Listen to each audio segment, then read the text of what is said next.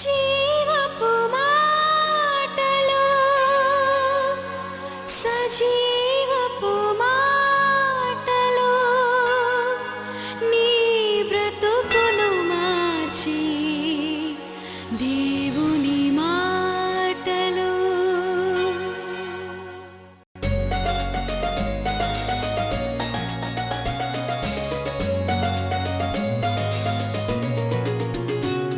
నిరాశలను తొలగించి జీవపు మాటలు నిరీక్షణను కలిగించి దేవుని మాటలు నిన్ను బ్రతికించి నిన్ను రక్షించి నిత్య జీవమునొసగే జీవపు మాటలు జీవపు మాటలు. లూకా సువార్తలో 13వ అధ్యాయము 10 నుండి 17 వచనాల్లో ఒక స్త్రీ, ఈమె 18 సంవత్సరాల నుండి అపవాది చేత బాధపడుతున్న స్త్రీ అని వాక్యంలో చూస్తున్నాం. ఈమె నడుము వంగిపోయింది. ఈమె నిఠారుగా నిలవలేదు. ఈమె విశ్రాంతి దినమున సమాజ మందిరానికి వచ్చింది. ఆమె మరి బయట ప్రాంగణాల్లో నిలబడుతుంది. ఆనాడు యూదుల సాంప్రదాయం ప్రకారము వారు స్త్రీలకు ఎక్కువ మరి గౌరవం ఇవ్వరు. స్త్రీలను చాలా తక్కువగా చూస్తారు. సమాజ మందిరంలో కూడా చిట్ట చివరిలో ఉంటుంది స్త్రీలకు. ఈ స్త్రీ సమస్యతో ఉంది. ఆమెను ఎవరు పట్టించుకోవడం లేదు. ఆమె ఎన్ని సంవత్సరాల నుండి ఈ సమాజ మందిరానికి వస్తుందో మనకు తెలియదు. కానీ ఆమె తృణీకరింపబడిన స్త్రీ. She's a neglected woman. She's having a problem. It's a long problem. అనేక సంవత్సరాల నుండి సమస్య ఉంది. దీర్ఘకాల మరి సమస్యతో బాధపడుతుంది. 18 సంవత్సరాల నుండి మరి బలహీనపరచు దయ్యం పట్టిన ఈ స్త్రీ అంటే నడుము పూర్తిగా వంగిపోయి ఆమె మనుషులను చూడలేదు, దేవుని తట్టు కూడా తల ఎత్తలేని పరిస్థితి. ఇలాంటి దీన స్థితిలో ఉన్న స్త్రీ అక్కడ సమాజ మందిరానికి వచ్చింది. 12వ వచనం, యేసు ఆమెను చూచి. ఎంత మంచి మాట. ఆమెను అక్కడ ఉన్నవారు ఎవరు చూడలేదు, కానీ యేసు ఆమెను చూచి, యేసు ఆమెను చూచి రమ్మని పిలిచి. యేసు ఆమెను చూచినాడు. చూచి చూడనట్టు ఊరుకోలేదు, కానీ చూచి యేసు ఆమెను రమ్మని పిలిచి నీ బలహీనతల నుండి విడుదల పొంది ఉన్నావని ఆమెతో చెప్పాను. యేసు ఆమెను చూచినాడు, రమ్మని పిలిచినాడు. అంత మాత్రం కాకుండా ఆమెతో మాట్లాడినాడు. అమ్మా, నీ బలహీనతల నుండి నీవు విడుదల పొందినావని ఆమెతో చెప్పాను. ఆమె మీద చేతులుంచగానే ఆమె చక్కగా నిలబడి దేవుని మహిమపరిచాను. హల్లెలూయా. లూకా సువార్తికుడు. లూకా ఒక వైద్యుడు, డాక్టర్ లూక్ అంటారు. ఆయన మరి వైద్యుడు కాబట్టి మరి స్త్రీల గురించి ఎక్కువగా ఈ లూకా సువార్తలో మనం చూస్తాం. యేసు ప్రభు స్త్రీలకు మరి ఇచ్చిన స్వస్థత కార్యమైన రక్షణ కార్యమైన లూకా సువార్తికుడు చాలా చోట్లలో స్త్రీల గురించి రాయడం మనం చూస్తాం. రక్తస్రావం గల స్త్రీని బాగు చేయడం, పాపంలో పట్టబడిన స్త్రీని మరి విడిపించడం, పాపాత్మురాలైన స్త్రీ యేసు ప్రభు పాదాల మీద పడి మరి క్షమాపణ కోరినప్పుడు ఆమెను క్షమించి ఆమె పాపముల నుండి విడిపించడం, ఇలాంటి కార్యాలు ఎన్నో లూకా సువార్తలు మనం చూస్తున్నాం. ఎన్ని సంవత్సరాల నుండి నడుము వంగిపోయి ఉందండి. ఒక స్త్రీకి మరి శక్తిహీనురాలైన స్త్రీకి కుటుంబంలో చాలా సమస్యలు ఉంటుంది. ఒక కుటుంబంలో స్త్రీ శక్తివంతంగా ఉంటే, ఆరోగ్యంగా ఉంటే, మరి సంతోషంగా ఉంటే ఆ కుటుంబం అంతా కళకళలాడిపోతుంది. ఎంతో వెలుగు కదా, ఇంటికి దీపం ఇల్లాలంటారు. అంటే ఇల్లంతా వెలిగిపోవడానికి ఒక స్త్రీ పాత్ర చాలా అమూల్యమైందని మనం చూస్తున్నాం. ఈరోజు విమెన్స్ సండే, మరి స్త్రీల ఆదివారం. దేవుడు ప్రతి ఒక్కరిని కూడా చూస్తున్నాడు. హాగరు దేవునికి పేరు పెడుతుంది, చూచుచున్న దేవుడవు నీవే, నువ్వు చూస్తున్నావయ్యా. దేవుడు సమస్తం చూస్తాడు. దేవుడు ఎప్పుడు కూడా విరిగి నలిగిన హృదయం గలవారిని ఆయన దృష్టిస్తున్నాడనే సంగతి మనకు తెలుస్తుంది. ఆయన మహోన్నతుడైనను దీనులను లక్ష్య పెడతాడని, ఆయన ఉన్నత స్థలంలో ఉన్న ఆయన నలిగి విరిగి అంటే బాధల్లో ఉండేవారిని చూస్తాడని మనకు అర్థమవుతుంది. మరి ఈ స్త్రీని యేసు ప్రభు చూసి ఆమెను రమ్మని పిలుస్తున్నాడు. చూడండి, యేసు ప్రభు రమ్మని పిలువగానే వెళ్ళడానికి ఈ స్త్రీకి ధైర్యం కూడా కావాలి కదా. యేసు ప్రభు రమ్మంటాడు చాలాసార్లు, కానీ వెళ్ళడానికి ధైర్యం కావాలి. ధర్మశాస్త్ర చట్ట ప్రకారం ఒకవేళ స్త్రీ బోధకుడు నిల్చున్న స్థానంలోకి మరి ఆమె వెళ్తే ఆమెకు శిక్ష తప్పదు. చూడండి, ధర్మశాస్త్ర చట్టానికి విరుద్ధంగా ఏ పని చేసినా రాళ్ళు రువ్వి చంపేస్తారు. అంటే వారి పద్ధతులు అలాగా చాలా కఠినంగా ఉంది స్త్రీల పట్ల. ఎంత ప్రేమతో యేసు ప్రభు ఆ స్త్రీని పిలిచినాడు, ఎంత ధైర్యంతో ఆ స్త్రీ ఆ పిలుపును అందుకున్నది. మనుషులకు భయపడలేదు, ధైర్యంగా ముందుకు అడుగులు వేసుకుంటూ యేసు ప్రభు ఉన్న స్థానానికి వచ్చేస్తుంది. వాక్యంలో మనం చూస్తాం కదా, నీ దేవుడు నీ పక్షం ఉంటే నీకు విరోధి ఎవడు. నీ దేవుడే నమ్మంటే నువ్వు వెళ్ళడానికి ఏమి భయపడకూడదు. అంటే తప్పకుండా రమ్మన్నవాడు నిన్ను బాగు చేయగలడు. వాక్యంలో యేసు ప్రభు రమ్ము అని పిలవడం చాలాసార్లు మనం చూస్తాం. ప్రయాసపడి భారము మోసుకొనిచున్న సమస్త జనులారా మీరు నా యొద్దకు రండి, దప్పికొను వారలారా మీరు నా యొద్దకు రండి, ఆకలి కొను వారలారా మీరు నా యొద్దకు రండి, మీ ఆకలి దాహము తీర్చుకోండి. పాపులారా మీరు నా యొద్దకు రండి, నేను మీ పాపముల నుండి మిమ్మను విడిపిస్తాను. మీ పాపములు రక్తం వలె ఎర్రనివైనను కెంపు వలె ఎర్రనివైనను అది హిమము కంటే గొర్రె బొచ్చు కంటే తెల్లగా చేస్తాను. చూడండి, ఇలాంటి ఆహ్వానం యేసు ప్రభు పదే పదే పరిశుద్ధ గ్రంథంలో ఇవ్వడం మనం చూస్తున్నాం. ఈ స్త్రీ ధైర్యం తెచ్చుకొని ధైర్యంతో వెళ్ళింది. ఏమి ధైర్యం ఈమెకు అన్నప్పుడు యేసు నన్ను రమ్మన్నాడు, అంతే. దేవునికి స్తోత్రం. Jesus called me, I'm going, అంతే. వెళ్ళింది. వెళ్ళినందుకు ఆ రోజు ఆమెకు విడుదల కలిగింది. It's a long problem, perennial problem. దయ్యము పట్టిన స్త్రీ, నడుము పూర్తిగా వంగిపోయిన స్త్రీ. నాకు అనిపిస్తుంది మరి యవనస్త్రాలు కూడా కాదేమో, వృద్ధాప్యంలో ఉన్నదేమో. ఇంత కృంగిపోయి వంగిపోయిన స్త్రీని యేసు ప్రభు పిలిస్తే వెళ్ళింది. యేసు ప్రభు ఆమె మీద చేతులుంచగానే ఆమె స్వస్థపరచబడింది. దేవునికి స్తోత్రం. నీ యొక్క మరి బలహీనతల నుండి నీవు విడుదల పొంది ఉన్నావని యేసు ఆ స్త్రీతో చెప్తున్నాడు. Your relieved, your delivered out of all your weakness. దేవునికి స్తోత్రం. ఆ రోజు ఆ స్త్రీ బాగుపడింది. సంపూర్ణ స్వస్థత, విడుదల ఆ స్త్రీకి లభించింది. ఎవరు పట్టించుకోని స్త్రీ, వెనకాల నిలబడుతున్న స్త్రీ, అసలు ఎవరు ఆమెను దృష్టి పెట్టరు. కానీ ఆ రోజు అందరి నేత్రాలు ఆమె మీదకి వచ్చింది, ఎందుకంటే ఆమె యేసు మాట విన్నది. దేవునికి స్తోత్రం. When you obey God, when you obey the voice of Jesus, definitely you will attract the attention of all people. అంటే ఆ రోజు ఆమె విధేయురాలై ముందుకు వెళ్ళినందుకు స్వస్థత లభించింది. ఆమె వంగిపోయిన పరిస్థితి నుండి నిఠారుగా నిలబడుతుంది. దయ్యం పట్టిన స్త్రీకి విడుదల, స్వస్థత లభించింది. ఆ విశ్రాంతి దినమున స్వస్థత కార్యము జరిగినందుకు ఆ సమాజ మందిరపు అధికారికి సంతోషము లేదు, సంతోషం లేదు. చూడండి, దీర్ఘకాల వ్యాధిగ్రస్తురాలైన ఒక స్త్రీ, పూర్తిగా నడుము వంగిపోయిన స్త్రీ స్వస్థపరచబడింది, నిఠారుగా నిలబడుతుంది. ఆమె దయ్యపు బాధ నుండి విడుదల పొందిందనే సంతోషము ఆ సమాజ మందిరపు అధికారికి లేదు. పైగా అంటున్నాడు, విశ్రాంతి దినమున స్వస్థపరిచినందుకు తప్పు పడుతున్నాడు. ఇలాంటివి మనం దినదిన జీవితంలో కూడా చూస్తాం. ఒక మంచి కార్యము జరిగింది, ఒక మనిషి మేలు పొందినాడంటే ఆ సంతోషం కంటే ఎక్కువగా మరి మనుషులు విమర్శిస్తూ ఉంటారు, మంచి కార్యాన్ని కూడా విమర్శిస్తుంటారు. యేసు ప్రభు అప్పుడు వారిని గద్దిస్తున్నాడు. 15వ వచనం చూసినప్పుడు, అందుకు ప్రభు, వేషధారులారా, మీలో ప్రతివాడును విశ్రాంతి దినమున తన ఎద్దునైనను గాడిదనైనను గాడి యుద్ధకు నుండి విప్పి తోలుకొని పోయి నీళ్లు పెట్టును కదా. గర్విష్ఠులను, అహంకారులను, వేషధారులను తప్పకుండా ఆయన ఏం చేస్తాడు? ఎదిరిస్తాడు, గదించినాడు అన్నమాట. వేషధారులారా, ఎద్దు లేక గాడిద, మరి గాడి యుద్ధ నుండి విప్పి మీరు తోలుకొని పోయి దానికి నీళ్లు పెడతారు కదా విశ్రాంతి దినం. అంతకంటే విలువైన మరి మానవులకు సేవ చేసినప్పుడు, మానవులు బాగుపడినప్పుడు మీరెందుకు అడ్డుగా నిలబడుతున్నారు? 16వ వచనం, ఇదిగో 18 ఏండ్ల నుండి సాతాను బంధించిన అబ్రహాము కుమార్తె అయిన ఈమెను విశ్రాంతి దినమందు ఈ కట్ల నుండి విడిపింపదగదా. ప్రభు ఈమెను అబ్రహాము కుమార్తె అంటున్నాడు. ఎంత మంచి మాట.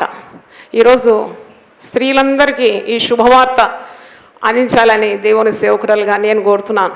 మనమందరం యేసు ప్రభునందు విశ్వాసం ఉంచి యేసు రక్తమందు కడగబడి పరిశుద్ధ జనంగా మరి ప్రభు మనల్ని చూస్తున్నాడు. అబ్రహాముకి ఇచ్చిన వాగ్దానాలన్నిటికీ వారసులమైపోయినాం. అందుకే మనము అబ్రహాము కుమార్తెలం. దేవునికి స్తోత్రం.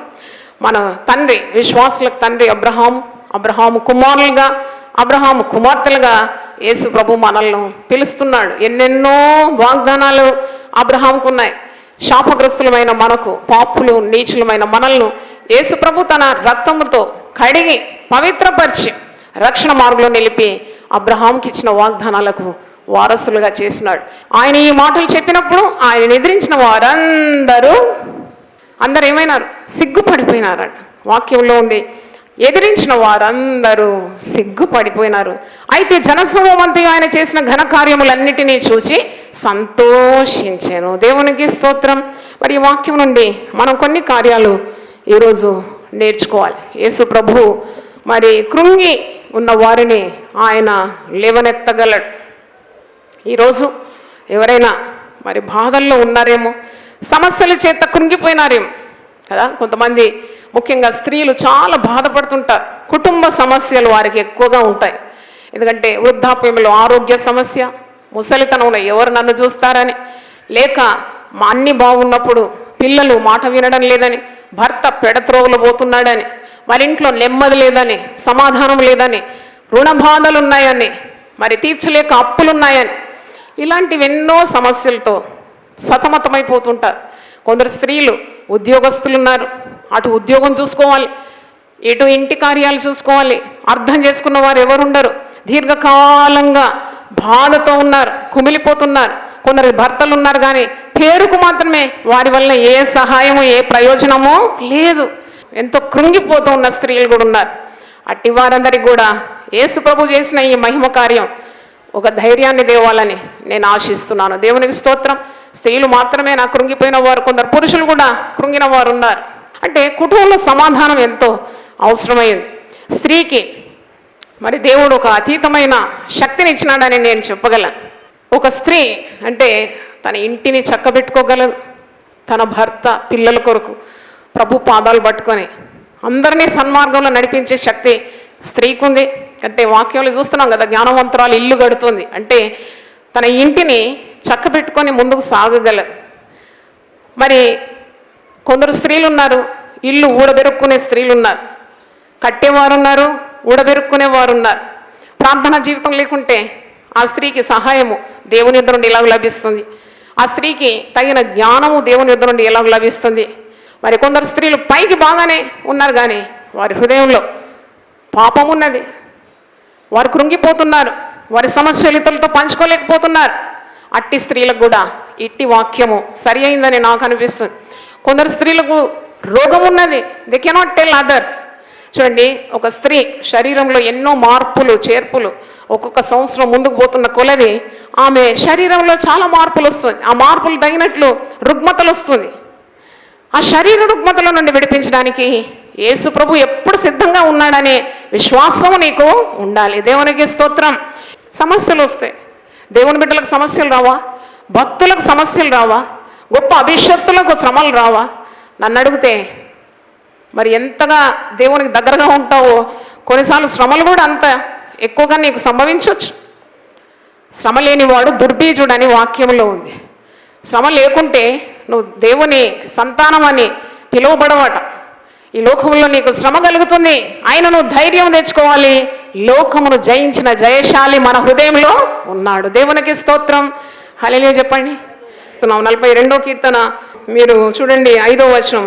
నా ప్రాణమా నాలో నీవేళ కృంగి ఉన్నావు, నాలో నీవేళ తొందరపడుచున్నావు. దేవుని యందు నిరీక్షణ ఉంచుము, ఆయనే నా రక్షణకర్త నీవు నా దేవుడనియో చెప్పుకొనుచు ఇంకను నేను ఆయనను స్తుతించేదను. హల్లెలూయా. నా నిరీక్షణకర్తయగు దేవుడు, నా రక్షణకర్తయగు దేవుడు, నా విశ్వాసమును కర్తయ్యగు దేవుడు, నా ఓర్పుకు ఆదరణకు కర్తయ్యగు దేవుడు. నాకు దేవుడు ఉన్నాడు. నేను కృంగిపోయినాను, ఆయన నా కృంగుదల నుండి విడుదల చేసే గొప్ప దేవుడు ఉన్నాడు అని ప్రాణంతోనే ఈ కీర్తన, ప్రాణంతోనే ఆయన సందేశం ఇస్తున్నాడు, ప్రాణంతో మాట్లాడుతున్నాడు. 42వ కీర్తన 11వ వచనం కూడా అదే మాట. నా ప్రాణమా నీవేళ కృంగి ఉన్నావు, నాలో నీవేళ తొందరపడుచున్నావు, దేవుని యందు నిరీక్షణ ఉంచుము. హల్లెలూయా. నువ్వు వీళ్ళ బాధపడుతున్నావేమో, అయ్యో నా పిల్లలు దారి తప్పినారు, ప్రభు మార్గంలో లేరు. నువ్వు ప్రార్థన చేస్తూనే ఉండాలి, ఆశ విడవకుండా ఉండాలి, దేవుల్లో ప్రగాఢమైన నమ్మకం కలిగి ఉండాలి, తెగక ఆయన యందు విశ్వాసం కలిగి ఉండాలి. తప్పకుండా నీ ప్రార్థనలకు దేవుడు జవాబిస్తాడు. నీ కోరికను సిద్ధింపజేసి నీ ఆలోచన యావత్తును ఆయన సఫలపరచను గాక. ఆమేన్. కాబట్టి నీ నిరీక్షణకు ఆస్పదమైన దేవుని నీవు వదిలిపెట్టకుండా, నీ రక్షణకర్తయ్యకు దేవుడు ఉన్నాడనే విశ్వాసం నీకు ఉండాలి. నీ ప్రాణం కృంగిపోవడానికి నీవు అనుమతించకూడదు. 116వ కీర్తన 6వ వచనంలో ఉంది, నేను కృంగి ఉండగా ఆయన నన్ను రక్షించాను. హల్లెలూయా. ఈ నడుము వంగిపోయిన స్త్రీ కూడా ఇలాగే చెప్తుంది, నేను కృంగి ఉండగా ఆయన నన్ను లేవనెత్తాను, నేను కృంగి ఉండగా ఆయన నన్ను నిట్టారుగా నిలబెట్టాను, నేను కృంగి ఉండగా ఆయన నన్ను పట్టుకొని ఆయన నా కాళ్ళ మీద నిలబెట్టినాడు. దేవునికి స్తోత్రం. కనుక ఈ వాక్యంలో మనం చూస్తున్నాం 145వ కీర్తన 14వ వచనంలో, యెహోవా పడిపోయిన వారినందరినీ ఉద్ధరించు, కృంగిపోయిన వారినందరినీ లేవనెత్తువాడు. హల్లెలూయా. యేసు ప్రభు 3.5 సంవత్సరాల పరిచర్యలో ఎన్ని అద్భుతాలు, శారీరకంగా అద్భుతాలను చూపెట్టినాడు. కుంటివారు నడిచినారు, మూగవారు మాట్లాడినారు, చెవిటివారు విన్నారు, గుడ్డివారు చూపు పొందినారు, చనిపోయిన వారు లేచినారు. ఎందుకు ఇవన్నీ యేసు ప్రభు అద్భుతాలు చేసి జనాలకు తన మహిమను చూపినాడంటే వాటన్నిటికి కూడా ఆత్మీయ అర్థం కూడా ఉన్నట్టు నాకు అనిపించింది. గాలిని, సముద్రాన్ని గద్దింపగా అది అణిగి మెక్కిలి నిమ్మలమైపోయింది. ఎందుకు ఆ కార్యం చేసినాడు? మన జీవితాల్లో చెలరేగుతున్న గాలి, సముద్రపు అలలు, తుఫాన్లను కూడా అణుప శక్తి క్రీస్తుకున్నదని మనం తెలుసుకోవాలని ఈ కార్యాలన్నీ కూడా వాక్యంలో రాసి ఉంచిందని మనం గమనించాలి. తర్వాత శ్రమ చేత మిక్కిలి నేను కృంగి ఉన్నాను, మిక్కిలి దుఃఖాక్రాంతుడనై నేను సంచరించున్నాను. 38వ కీర్తన 6వ వచనంలో చూస్తూ ఉన్నాం. 18వ కీర్తన 16వ వచనంలో ఒక మాట ఉంది, ఉన్నత స్థలము నుండి చెయ్యి చాపి ఆయన నన్ను పట్టుకొని మహాజలరాశుల నుండి తీసెను. హల్లెలూయా. ఉన్నత స్థలం నుండి చెయ్యి చాపి నిన్ను పట్టుకొని మహాజలరాశులను కొట్టుకొని పోకుండా పట్టుకొని నిలబెట్టే గొప్ప దేవుడని మనము వాక్యంలో చూస్తున్నాం. అపోస్తులైన పౌలు కృంగిపోయినాడు. 2 కొరింథీ 12వ అధ్యాయంలో చూసినప్పుడు శరీరంలో ఒక ముళ్ళు చేత పౌలు భక్తుడు కృంగిపోయినాడు. ఏంటి ముళ్ళు? కొందరంటారు అతని భార్య ఎప్పుడు కూడా సేవలో సహకరించేది కాదని, పిల్లలు అతనితో ఉండేవారు కారని. మరికొందరు అంటారు ఆయనకు ఊసు కళ్ళు ఉండేది, ఆ ఊసు కళ్ళు ఎప్పుడు కూడా మూతబడి ఉండేది, పరిశుద్ధ గ్రంథంలో నుండి వాక్యాలు చదవడానికి వీల్లేనంతగా బాధపడేది. మరికొందరు అంటే ఎప్పుడు చెరసాల అనుభవంలో కాళ్ళు చేతులు బంధింపబడి ఉండేది, స్వాతంత్రం లేకుండా ఉండేది. తర్వాత కొందరు అంటారు ఆయనకు వంకర కాళ్ళు ఉండేవి, నిలబడడానికి శక్తి లేకుండేది, వాక్యము ప్రకటించే వేళలో సొమ్మ వచ్చి పడిపోయేదని మరికొందరు అంటున్నారు. ఏదేమైనా శరీరంలో ఆయనకు ఒక ముళ్ళు ఉంది, ఆయనకు సమస్య ఉంది. అప్పుడు ఆయన ప్రార్థన చేస్తాడు, ప్రభువా ఈ ముళ్ళు నా శరీరం నుండి తీసివేయమని ప్రార్థిస్తాడు.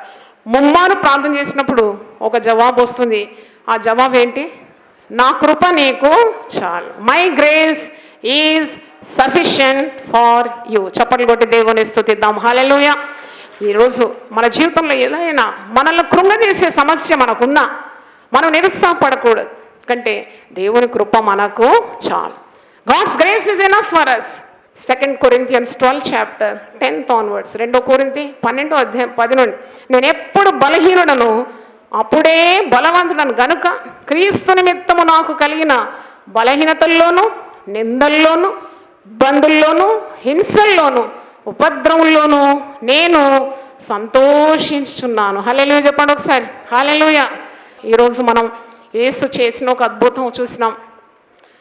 18 సంవత్సరాల నుండి బలహీనపరచు దయ్యం పట్టిన స్త్రీ సమాజ మందిరపు ప్రాంగణంలో ఎవరు లెక్క పెట్టకుండా చిట్ట చివరున్న స్త్రీ మీద యేసు ప్రభు దృష్టి వెళ్ళింది. యేసు ప్రభు ఆమెను చూచి రమ్మని పిలిచి ఆమె మీద చేతులుంచి నీ బలహీనతల నుండి నీవు విడుదల పొందినావు అని సెలవిచ్చినప్పుడు ఆమె పూర్తిగా 18 సంవత్సరాల నుండి దీర్ఘకాలంగా దయ్యము బట్టి శరీర అంగ వైకల్యం చేత బాధపడి పూర్తిగా కృంగిపోయిన స్త్రీని ప్రభువుని ఇలా నిఠారుగా నిలబెట్టినాడు. ఆయన నిన్ను కూడా నిలబెట్టగలడనే విశ్వాసం. నువ్వు వీళ్ళ సమస్యల చేత కృంగిపోయినావేమో, నన్ను ఎవరు పట్టించుకోవడం లేదు. ఆనాడు ఆ స్త్రీని కూడా ఎవ్వరు పట్టించుకోలేదు. ఎవ్వరు ఆమెను మరి ఖతరు చేయలేదు. అసలు ఆమె షీజ్ నెగ్లెక్టెడ్ ఉమెన్. ప్రభు ఆమెను పట్టించుకున్నాడు. ప్రభు ఆమె మీద చూపుంచినాడు. ప్రభు ఆమెకు సహాయం చేసినాడు. చూడండి, ప్రభు మనకున్నాడు. ఆయన నాకు సహాయం చేస్తాడనే విశ్వాసము నీకు ఉండాలి. ప్రభువే నా సహాయకుడు, ఆయనే నా సహాయకుడు అని ఎరిగి నా ముఖమును నేను చెక్కుముకి రాతి వలె చేసుకోను. I will make my face like a flint. ఎందుకంటే నేను సిగ్గుపడాను. ప్రభు నాకు సహాయకుడని దృఢ విశ్వాసం మనకు ఉండాలి. ఒక వాక్యం చూడండి, 94వ కీర్తన 17వ వచనం, సామ్స్ 94, 17, 18, 19. యెహోవా నాకు సహాయము చేసి ఉండని ఎడల నా ప్రాణము శీఘ్రంగా మౌనమందు నివసించుండు. నా కాలు జారెనని నేననుకొనగా యెహోవా నీ కృప నన్ను బలపరచుచున్నది. నా అంతరంగమందు విచారములు హెచ్చగా నీ గొప్ప ఆదరణ నా ప్రాణమునకు నెమ్మది కలగజేయుచున్నది. దేవునికి స్తోత్రం.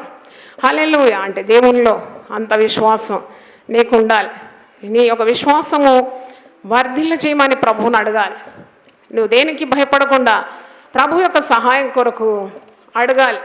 లోకరీతిగా ఉన్న బాధలు, కఠినమైన శ్రమలు, అవమానములు కలిగినప్పుడు నీ కొరకు బలి అయిన యేసు ప్రభు ఉన్నాడని ఈ శ్రమల పిదుప నిన్ను మహిమతో అలంకరిస్తాడని విశ్వాసం నీకు ఉండాలి. ఆప్తులంతా నిన్ను విడిచిన, శత్రువులు నీపై లేచిన, తల్లి అయినా తండ్రి అయినా నిన్ను మరిచిన యేసు ప్రేమను నువ్వు తలపోయాలి. ప్రభు నామాన్ని నీవు ఆశ్రయించాలి. నీకు ఒకవేళ ఐశ్వర్యమే లేదు, సౌఖ్యమైన జీవితం లేకున్నా, కరువు నువ్వు ఎదుర్కొన్నా, ప్రభు సేవలో ఒకవేళ ప్రాణములే అర్పించవలసి వచ్చిన క్రీస్తు కొరకే అంకితమై విశ్వాసంతో నీవు జీవిస్తూ ప్రభు కొరకు కనిపెట్టాలని పాట ప్రార్థన చేసుకుందాం. ప్రతి ఒక్కరు కూడా దేవుని వాక్యాన్ని జ్ఞాపకం చేసుకొని దేవుని సహాయం అడుగుదాం. ఎవరున్నారు ఇక్కడ ఇంతగా కృంగిన వారు? ఆ దేవుని తెలుసు. మనుషుల్ని పైరూపాన్ని చూస్తున్నారు. నువ్వు నవ్వుతుండే నీ హృదయంలో దుఃఖం ఉన్నది, అది దేవునికే తెలుసు.